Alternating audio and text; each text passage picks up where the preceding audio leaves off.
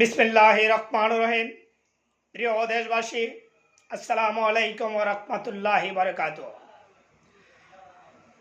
আজ 2 দিন যাবৎ একটি ভিডিও দেখতেছি।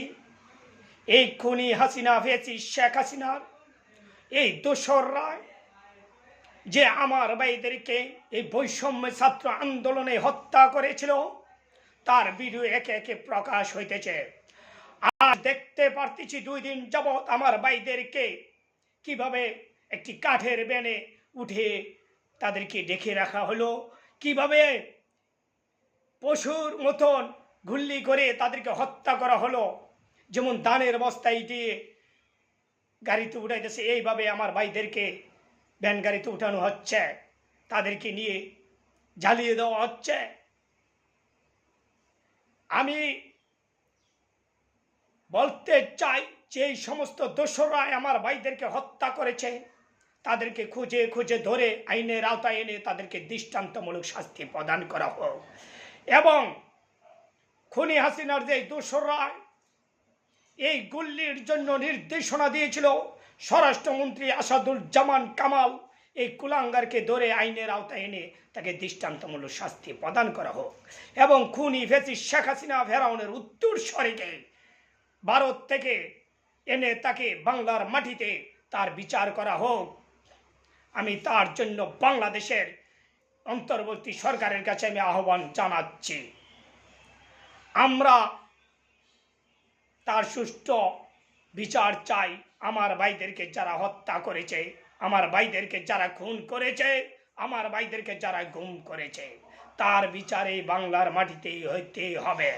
তাদেরকে কখনো ছাড় দেওয়া যাবে না।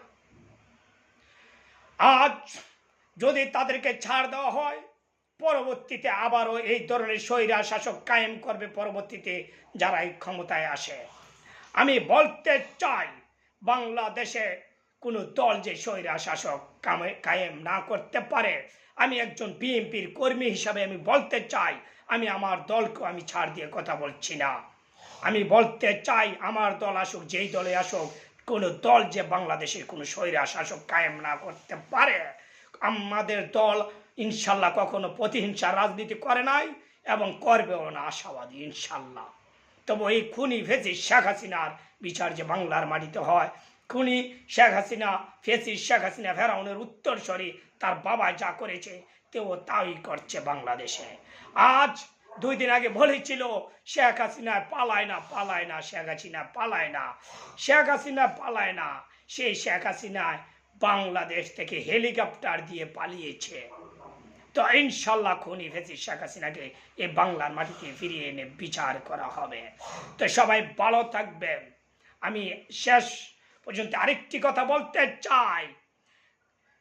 নোয়াখালীর কুলাঙ্গার ওবায়দুল কাদের বলেছিল, মির্জা ফখরুল আমরা পালাবো না। তো আপনার বাসায় যে উঠবো, কি জায়গা দিবেন না?